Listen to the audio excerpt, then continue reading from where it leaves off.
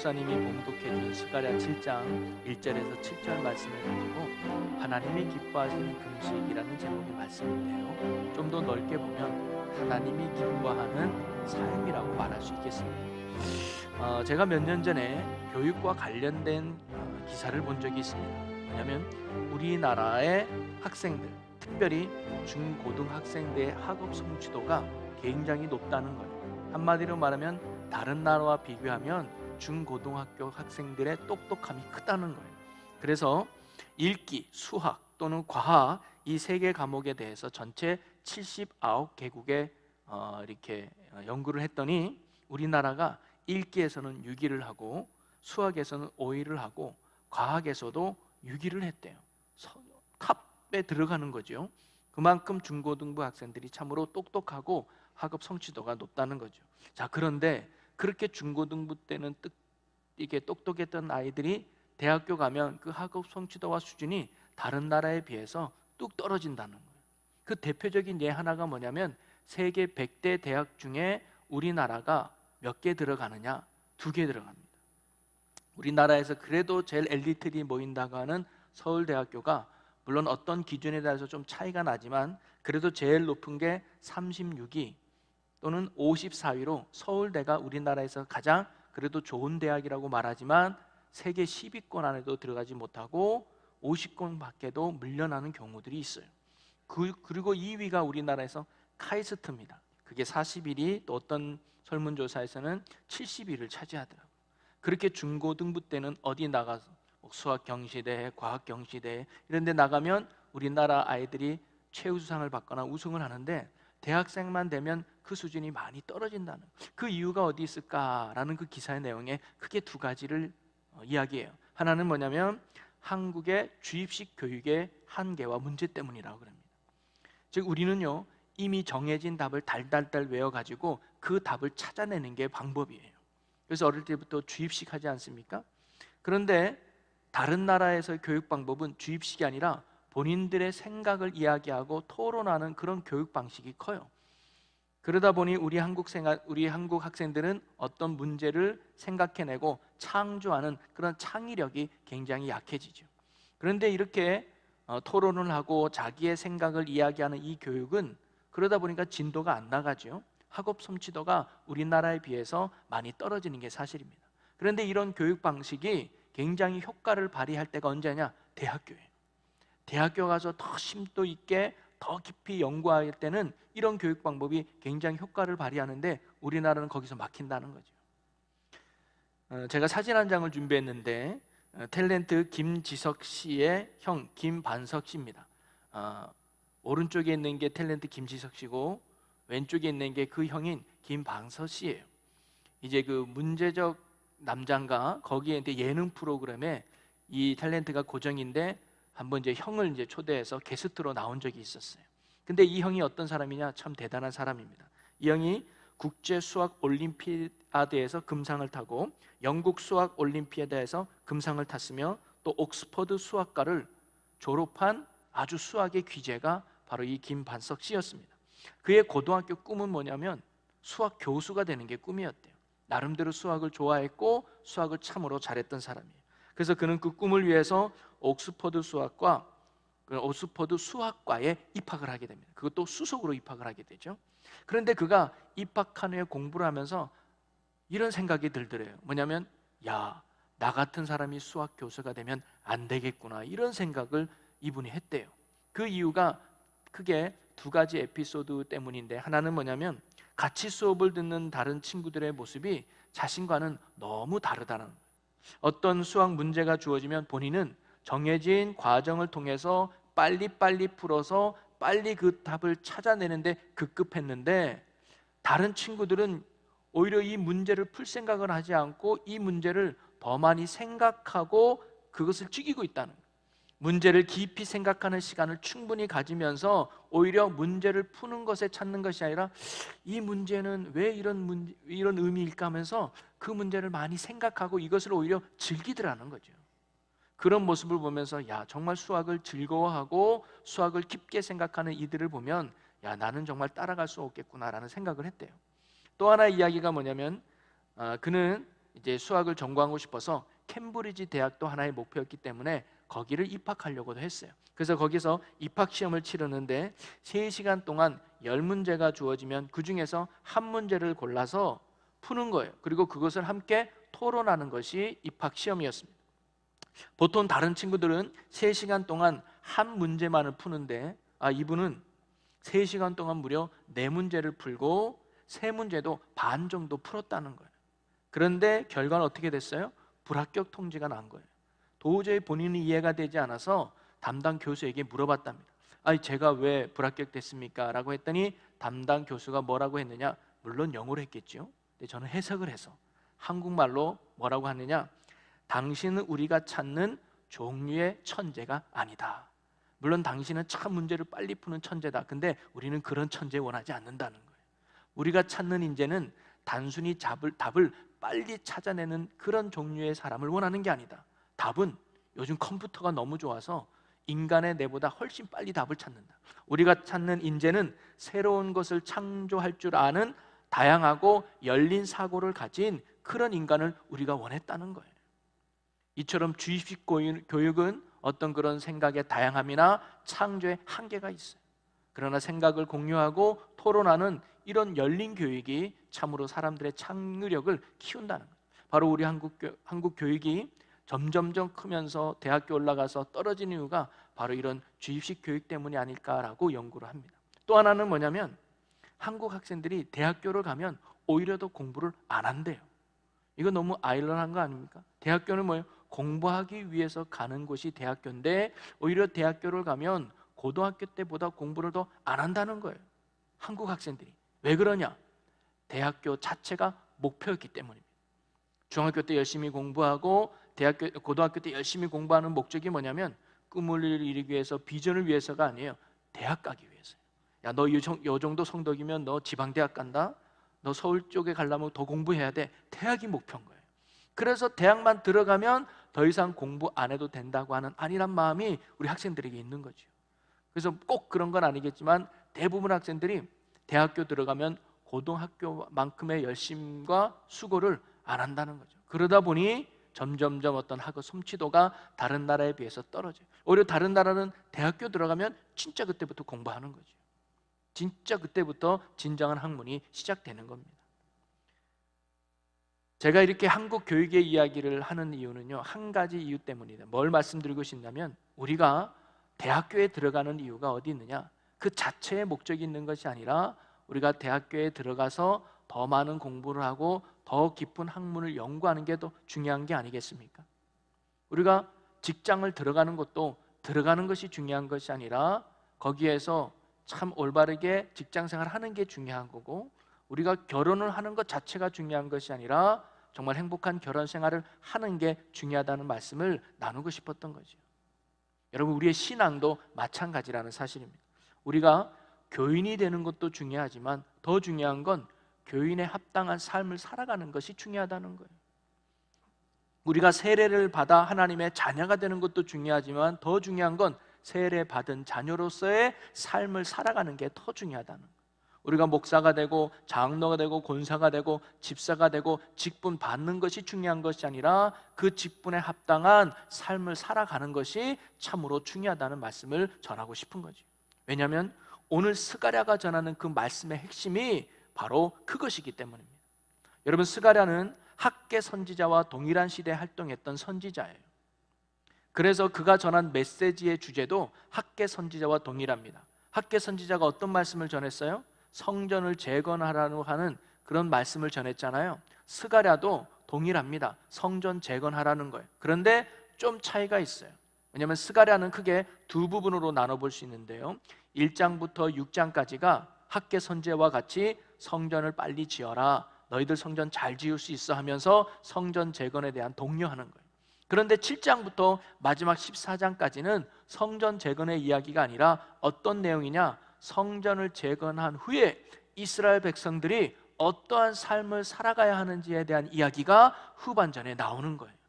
그렇기 때문에 성전을 재건하고 성전을 다시 짓는 것도 중요하지만 스가랴는 무엇을 더 중요하게 여겼느냐? 완성된 성전에서 하나님을 예배하고 하나님을 섬기는 이스라엘 백성들의 삶이 어떠해야 하는가가 더 중요하다는 말씀을 선포하고 있는 것입니다. 아까 저희가 초반에도 했지만 대학교에 들어가는 것이 중요한 것이 아니라 공부하는 것이 중요하고 결혼하는 것이 중요한 것이 아니라 남녀가 더 깊은 사랑의 삶을 살아가는 것이 중요한 것처럼 성전을 짓는 것보다 더 중요한 건 그 성전을 짓고 난 이스라엘 백성들의 삶이 더 중요하다는 사실을 스가랴가 오늘 본문 말씀에서 선포해 주고 있는 거죠. 저는 지난주에 학개의 말씀을 살펴보면서 성전을 재건하라라는 제목으로 말씀을 전하지 않았습니까? 그래서 이스라엘 백성들이 14년 동안 성전 건축을 중단했어요. 그리고는 자기의 삶을 살아가는 것에 더 우선순위를 두었던 그들에게 성전을 다시 재건하라고 하는 학개의 말씀은 너희들이 다시 하나님 중심이 되어라, 너희들이 다시 하나님의 우선순위가 되어라 하면서 성전 제거하는 것을 독려했다는 말씀을 나누면서 우리도 하나님을 모시고 있는 성전으로서 무너진 성전을 재건하는 것, 그것은 다시 우리가 하나님 중심의 삶이 되는 것이 라는 말씀을 여러분과 함께 지난주에 나누지 않았습니까? 그리고 우리가 온전한 성전이 되어질 때 그때 하나님의 축복이 우리의 삶에 임한다는 사실을 지난주에 함께 나누어 보았습니다. 그러면서 오늘은 어떤 말씀이냐? 바로 성전된 완성된 우리가 어떤 삶으로 살아가야 하는지를 하나님께서 스가랴 선지자를 통해 오늘 우리에게 가르쳐주고 있는 것이죠. 성전을 다 지은 이스라엘 백성들이 그걸로 끝나는 것이 아니라 이제 하나님이 임재하시는 성전을 다 지었다면 너희들은 그 성전에 맞는 거룩한 삶을 살아갈 것을 스가랴가 말씀으로 선포하고 있는 거예요. 그래서 오늘 우리에게도 마찬가지죠.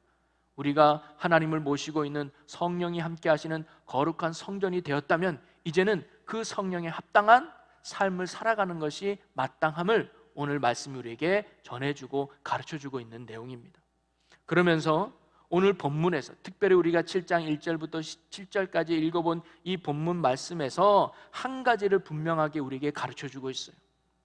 너희들이 성전을 다 지었느냐? 그러면 이렇게 살아야 된다. 너희가 하나님을 모시고 있는 성전이냐? 그러면 성전된 너희는 이런 삶을 살아라라고 스가랴가 오늘 본문에서 한 가지를 강조하고 선포하고 있는데 그게 뭐냐면 너희의 삶이 하나님의 영광을 위한 삶이 되라는 거예요. 하나님을 위한 삶이 되라는 거죠. 왜 그런지를 오늘 말씀 속에서 살펴보면요, 앞에서 말씀드렸듯이 스가랴는 두 부분으로 나눈다고 말씀드렸잖아요. 1장부터 6장까지는 전반부로 해가지고 성전 재건을 독려하는 내용의 말씀이에요. 그런데 7장 후반절부터 마지막 14장까지는 뭐냐면 성전을 재건한 후에 이스라엘 백성들이 앞으로 어떻게 살아가야 될지에 대한 삶의 내용을 가르쳐주는 말씀이라고 했다면 이 7장에는 이미 성전이 어느 정도 완성된 후에 전한 말씀이라고 생각해 볼 수 있는 겁니다. 성전이 이제 어느 정도 다 졌어요. 그리고는 이제 7장 말씀이 시작되는데 2절 3절에 이런 말씀이 있죠. 2절 3절을 볼까요? 그때에 베델 사람이 사레셀과 레겜멜렉과 그의 부하들을 보내어 여호와께 은혜를 구하고, 이 베델 사람은 누구냐면 베델에 거주하는 유다 백성들인 거예요. 그러니까 이 유다 백성들이 70년 동안의 포로 생활을 마치고 이스라엘 예루살렘으로 다시 돌아왔을 때 한 200여 명 정도가 베델에서 살고 있었어요. 그런데 그 베델 사람들이 이제 성전으로 온 거예요. 사람을 보내가지고. 3절을 볼까요? 만군의 여호와의 전에 있는 제사장들과 선지자들에게 물어 이르되 내가 여러 해 동안 행한 대로 5월 중에 울며 근신하리이까 하매. 이 베델에 거하는 유다 백성들이 예루살렘으로 사람을 보낸 거예요. 그 예루살렘에는 이제 성전이 다 지어졌거든요. 그래서 성전 안에 있는 제사장과 선지자들에게 이 사람들이 질문을 한 거예요. 뭐라고 질문한 거예요? 여러 해 동안 행한 대로 5월 중에 울며 근신하리이까. 여러분, 5월 중에 울며 근신했다는 것은 뭐냐면 5월 중에 금식했다는 거예요. 근데 그들은 오랫동안 금식해 왔다는 거죠. 그러면서 이렇게 말하는 거예요. 우리가 오랫동안 5월 달에 금식해 왔는데 그것을 계속해야 됩니까? 라고 질문한 거예요. 여러분, 이 사람들이 이렇게 질문했던 이유가 있는데 그 배경을 살펴보면 과거 이스라엘 백성들이 솔로몬에 의해서 아주 거룩하고 화려한 성전을 짓지 않았습니까? 이스라엘의 심장과도 같았죠. 성전이 있다는 얘기는 하나님이 우리와 함께 한다는 것과 같았어요. 그런데 그 성전이 무너지지 않을 것 같던 그 성전이 바벨론에 의해서 완전히 무너지지 않았습니까? 그것이 이스라엘 백성들에게는 엄청난 고통이었고 아픔이었습니다. 그리고는 포로로 잡혀갔을 때 그 성전이 무너진 날이 5월 7일이었거든요. 그래서 그 날을 잊지 않고 기억하기 위해서 포로로 잡혀간 이스라엘 백성들은 5월 달만 되면 성전의 무너짐을 애통하면서 금식을 해왔던 겁니다. 그래서 포로 기간 동안 70년 동안 5월 달만 되면 금식을 했던 거예요. 그리고는 이스라엘 백성들이 다시 이스라엘로 돌아와도 그 금식을 베델 사람들이 계속 했던 거죠. 자, 그런데 이제 뭐예요? 성전이 다 지어진 거예요. 사실 그들이 금식을 했던 이유가 뭡니까? 성전이 무너졌기 때문이었거든요. 그런데 이제 성전이 다 지어졌어요. 그러니까 이제 금식 안 해도 되는 거 아닌가? 라고 궁금했던 거예요. 그래서 선지자와 제사장들에게 이제 성전이 다 지어졌는데 우리가 이렇게 계속 금식해야 되는 게 맞나요? 라고 물어봤던 거죠. 자, 그때 하나님이 어떤 대답을 주셨느냐? 자, 4절과 5절입니다. 한번 볼까요? 만군의 여호와의 말씀이 내게 임하여 이르시되 온 땅의 백성과 제사장들에게 이르라. 너희가 70년 동안 다섯째 달과 일곱째 달에 금식하고 애통하였거니와 그 금식이 나를 위하여 한 것이냐라고 오히려 하나님이 되묻네요. 하나님이 뭐라고 말씀하시는 거예요? 너희들이 70년 동안 5월 달에, 또 그들은 7월 달에도 금식을 했나 봐요. 5월 달에 7월 달에 금식하고 애통했다고 하는데 그 금식이 나를 위한 것이었냐? 정말 나를 위한 금식이었냐라고 하나님이 물어본 거예요. 2번씩이나 물어봤다는 것은 반복적으로 강조했다는 것이 아닙니까? 정말 그 금식이 나를 위한 금식이었냐라고 하나님이 물어본 거죠. 이 말은 뭐예요? 너희들이 했던 그 금식 행위는 결코 나를 위한 행위가 아니었다는 사실을 하나님이 지금 말씀하고 있는 거예요. 너희들은 나를 위한다고 금식하고 나를 위한다고 기도하고 나를 위한다고 하지만 그것이 정말 나를 위한 것이었냐라고 물어본 거예요. 아니었다는 거죠. 사실 그들은 5월에 금식을 하면서 그 금식이 하나님을 위해서 자신의 죄를 철저히 회개하고 하나님께 영광 돌리기 위한 행위가 아니었다는 겁니다. 그들이 포로 신세가 된 자신들의 처지가 비참하게 느껴졌기 때문에 통분하는 마음으로 금식을 했을 뿐이에요. 그리고 그들은 금식 행위가 그 금식 행위 자체가 중요했기 때문에 금식을 통해서 하나님의 뜻을 구하거나 또 하나님께 나아가는 그런 시간이 아니었어요. 금식하면서 먹는 것을 포기하고 오락을 포기하면서 그 시간을 가지고 하나님을 위해서 기도도 하고 하나님의 뜻을 구하며 하나님의 마음을 알려고 하는 그런 시간들이 아니었다고 하는 것입니다. 즉 그들이 행한 금식은 하나님과는 상관없이 자신들을 위한 지극히 형식적인 종교 행위였을 뿐이었다는 거예요. 그래서 하나님은 말합니다. 금식을 하느냐 안 하느냐가 중요한 것이 아니라 너희들이 하는 그 행위가 나를 위한 것이냐 아니냐가 중요하다는 것을 하나님이 지금 스가랴 선지자를 통해서 말씀하고 있는 거죠. 그런데 하나님의 이러한 지적은요 단순히 금식에만 국한된 것이 아닙니다. 바로 이스라엘 백성들의 전체적인 삶에 대해서 하나님이 지적하고 계시죠. 6절 말씀을 한번 읽어볼까요? 6절에 보면 너희가 먹고 마실 때에 그것은 너희를 위하여 먹고 너희를 위하여 마시는 것이 아니냐. 너희들이 나를 위하여 마신다고는 하지만 너희들이 나를 위하여 먹는다고는 하지만 그걸 돌아봐라. 정말 나를 위한 것이냐 아니지 않느냐라고 하나님이 말씀하시는 거죠. 금식이 하나님을 위한 것이라기보다 자신들을 위한 것이었듯이 이스라엘 백성들의 일상적인 생활 역시 즉 우리는 하나님의 백성이야, 우리는 하나님께 구원받았어, 우리는 하나님을 위해서 살아야 되고 말을 하고 행동을 하지만 정말 너희들이 하나님을 위한 삶이었느냐라고 말씀하는 거죠. 이스라엘 백성들의 일상적인 생활 역시 오로지 자기 만족만을 추구하는 삶이었음을 하나님이 지적하고 있는 것입니다. 그러면서 하나님이 지금 이 말을 통해서 무엇을 말하려고 하는 거예요?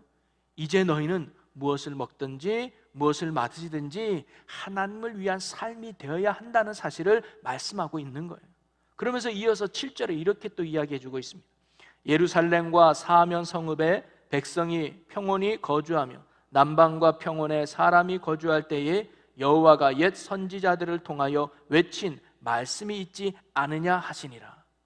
과거의 옛 선지자들이 너희에게 외친 말씀이 있지 않느냐, 그 말씀을 잘 기억해봐 라고 하는 거죠. 여러분, 과거의 선지자들은 어떤 선지자냐? 포로 이전의 선지자예요. 멸망하기 전의 선지자들. 그들이 외친 말씀의 핵심이 무엇입니까? 이스라엘 백성들의 형식적이고 위선적인 종교 생활을 회개하고 영적인 순결과 함께 하나님의 말씀에 온전히 순종하는 삶에 힘쓰라는 것이 그들의 외침이었어요. 당시 이스라엘 백성들이 하나님을 안 믿었던 게 아니에요. 바알과 아세라 상과 같은 우상을 섬기면서 동시에 그들은 하나님을 믿는 자들이었습니다. 그래서 절기 때만 되면 절기도 지켰고요, 제사 때만 되면 꼬박꼬박 제사도 드렸어요. 그런데 그들에게 문제가 무엇이냐? 하나님을 위하여 드린다고 하는 그 제사가, 하나님을 위하여 드린다고 하는 그 절기가 전혀 하나님과는 상관없이 지극히 형식적이고 자기 중심적인 신앙의 모습이었다는 거예요. 그것을 하나님께서 책망하신 거고 선지자들이 지적했던 거거든요. 그들의 제사는 하나님을 위한 것도 하나님을 향한 것도 아니었습니다. 그러면서 오늘 스가랴는 바로 이런 옛 선지자들의 지적한 내용을 너희들이 잘 기억해봐라. 그러면서 이번에 너희들이 성전을 새로 지었지 않느냐? 이번에 너희들이 성전을 다시 완성해지지 않았느냐? 얘들아, 성전을 지은 게 중요한 게 아니야. 성전을 지은 후에 너희들의 제사가, 너희들의 삶이 진정 하나님을 위하여 또 하나님을 향한 온전한 제사가 되고 하나님 앞에 순결한 온전한 순종의 삶이 되기를 원한다는 것이 하나님의 마음임을 스가랴가 선포하고 전해주고 있는 것이죠. 이는 성전을 다시 짓는 것이 중요한 것이 아니라 성전에서 하나님이 받으시는 하나님을 위한 온전한 제사와 온전한 믿음의 삶을 살아가는 것이 중요하다는 사실을 오늘 이스라엘 백성들에게 선포하고 있는 것입니다. 근데 이러한 선포의 말씀을 오늘 우리가 귀담아 들어야 될 하나님의 말씀인 줄로 믿습니다. 그러기에 여러분, 오늘도요, 우리는요, 성전된 우리의 삶의 목적과 삶의 방향과 삶의 초점을 어디에 두며 살아야 하는지를 오늘 말씀이 우리에게 가르쳐 주는 것입니다. 우리가 예수 그리스도의 보혈로 죄 용서받고 하나님의 거룩한 자녀가 된 것은 큰 축복이고 은혜이지만 더 중요한 것은 이제 우리가 하나님의 자녀로서 우리의 삶이 하나님을 위하고 하나님의 영광을 위한 삶이 돼야 된다는 거예요. 우리가 하나님의 다스림과 통치 안에 있는 하나님 나라 백성이 되는 것도 중요하지만 더 중요한 건 하나님 나라 백성으로서 이제 하나님을 위하여 하나님의 영광을 위해 살아가는 삶이 중요하다는 사실을 오늘 말씀이 우리에게 전해주고 있는 것입니다. 특별히 우리가 지난번 코로나로 인해서 4단계 때에 예배를 드리지 못하지 않았습니까? 그래서 한 3주 정도 비대면 예배로 드렸죠. 그러다가 다시 이제 완화가 돼서 우리 8월 넷째 주부터 우리가 다시 현장에 와서 대면 예배를 드리게 되었습니다. 우리가 이렇게 주어진 성전에서 하나님을 예배 드릴 수 있다는 것이 참으로 기쁘고 참으로 감사한 일이죠. 그런데 더 중요한 것이 있어요. 우리가 이렇게 현장에서 대면으로 성전에서 예배 드리는 것도 참으로 중요하지만 오늘 말씀을 빗대어 보자면요, 더 중요한 게 뭐냐면 우리의 예배가 하나님을 위한 예배인가가 중요한 겁니다.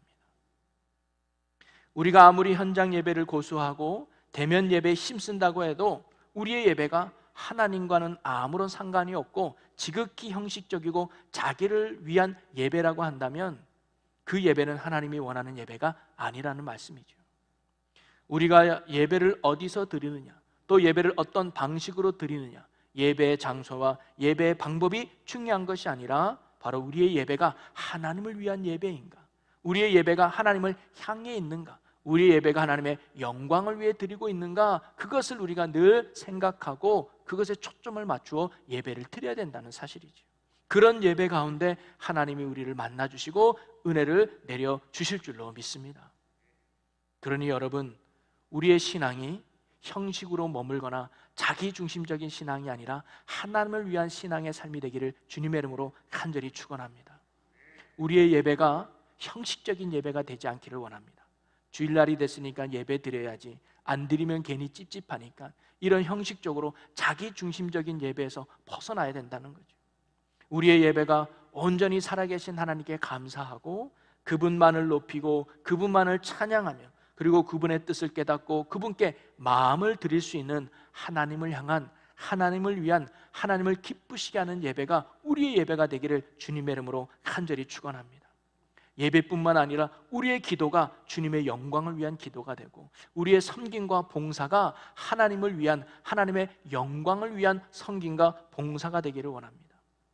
그것이 하나님이 오늘 구원받은 성도에게, 성전된 우리에게 원하는 참된 삶의 모습이라는 거예요. 하나님을 알지 못하는 사람은 그렇게 안 살아도 됩니다.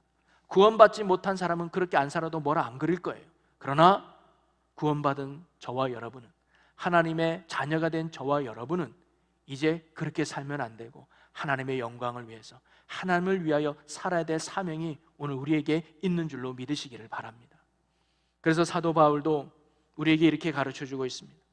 그런즉 너희가 먹든지 마시든지 무엇을 하든지 다 하나님의 영광을 위하여 하라. 단순히 우리가 하나님을 위해서 살아가야 될 삶의 영역이 신앙생활에만 한정된 게 아니라는 거예요. 예배에만, 기도에만, 전도하는 것만, 봉사와 헌신에만 하나님을 위해서 살아야 된다는 게 아니라 우리의 삶의 모든 영역 속에서 하나님을 위해서, 하나님의 영광을 위해서 살아가야 하는 것이 구원받은 성도의 마땅한 삶임을 성경이 일괄되게 우리에게 가르쳐주고 있다고 하는 것이죠.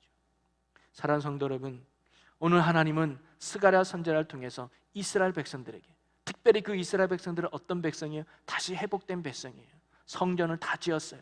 야, 이제 우리는 하나님의 백성이야. 이제 하나님이 우리와 함께 하실 거야. 하나님이 우리의 왕이야. 우리는 하나님의 이제 자녀야 라는 그런 정체성을 회복한 이스라엘 백성들에게 스가랴는 하나님의 말씀을 통해 그들에게 묻고 있는 겁니다. 뭐라고 묻는 거예요? 너희가 하는 모든 것들이 정말 나를 위한 것이었냐? 너희가 성전에 나와 제사하는 것이 나를 위한 제사였냐? 너희들이 5월달마다 금식하는 그 금식이 나를 위한 것이었냐? 라고 하나님이 이스라엘 백성들에게 물어봤던 것은 한마디로 말하면 그 모든 것이 나를 위한 것이 되기를 원하는 거죠. 너희들의 제사가 나를 위한 제사가 되기 원하고, 너희의 금식이 나를 위한 금식이 되고, 너희들의 삶의 모든 헌신이 나를 위한 헌신이 되기를 원하는 하나님의 말씀의 선포지요. 여러분, 오늘도 하나님이 동일하게 우리에게 묻고 있는 거 아닐까요? 여기 공부하는 학생들이 있죠. 공부하는 학생들에게 하나님이 물을 겁니다. 얘들아, 네가 지금 공부하는 게 나를 위한 것이냐? 또 여기 계신 중에 장사하고 사업을 하시는 분들이 있을 거예요. 그분들에게 하나님이 오늘 묻고 계실지도 모릅니다. 너가 장사하고 네가 사업하는 것이 나를 위한 것이냐라고 묻고 계실지도 모르겠습니다. 오늘 이 시간에 하나님 앞에 나와 예배하는 우리에게 하나님이 오늘 묻고 있지 않을까요? 이것이 나를 위한 예배냐? 이것이 나를 향한 예배이냐고 하나님이 묻지 않으실까요? 여러분, 이런 하나님의 물음 앞에 오늘 여러분은 어떤 대답을 하겠습니까? 오늘 하나님이 물으시는 이 질문 앞에, 예 하나님, 제가 주님을 위해서 예배를 드립니다. 주님을 향한 예배입니다. 내가 공부하는 것도, 내가 장사하는 것도, 내가 하는 모든 것이 바로 나를 구원해 주시고 나의 왕이 되신 하나님을 위한 일입니다라고 고백할 수 있는 이 믿음과 은혜가 여러분에게 있기를 주의 이름으로 간절히 축원합니다. 그리하여 여러분이 어떤 일을 하든, 또 어떤 자리에서 어떤 역할을 맡고 있든 그 일 속에서 하나님의 뜻을 이루어가고 하나님의 영광을 나타내는 진정한 성전으로서 살아갈 수 있는 저와 여러분의 귀한 삶이 되시기를 주님의 이름으로 간절히 축원합니다. 우리가 그런 삶을 살아갈 수 있도록 오늘도 성령님께서 여러분을 도와주실 것입니다. 그리고 우리가 그런 삶을 살아갈 때 분명 하나님께서 크신 은혜와 축복으로 우리의 삶에 역사해 주실 것입니다. 우리 이 시간 오늘 함께 기도하시며, 살아계신 하나님 아버지, 하나님이 정말 원하시는 것은 단순히 성전이 다 지어지는 것이 아니라 그 지어진 성전에 합당한 삶을 살아가는 이스라엘 백성들의 삶의 모습이었습니다. 하나님, 오늘 우리도 그것을 깨닫고 단순히 예배드리는 삶이 아니라 하나님을 받으시는 예배자로 살아가는 저희들의 삶이 되게 하여 주시옵소서. 우리의 삶의 모든 영역이 하나님을 위한, 하나님을 향한, 하나님의 영광을 위한 삶이 되게 하여 주시옵소서. 무엇보다 우리가 드리는 예배가 하나님을 위한 예배가 되게 하여 주옵소서. 우리의 기도가 하나님을 향한 기도가 되게 하여 주시고, 우리의 찬양과 우리의 모든 섬김이 하나님의 영광이 되게 하여 주시옵소서. 그래서 우리의 삶을 통해서 하나님이 드러나고 하나님의 영광에 나타내는 은혜와 축복의 삶이 되게 하여 주시옵소서. 감사와 영광을 주께 올려드리며 예수님의 이름으로 기도합나이다. 아멘.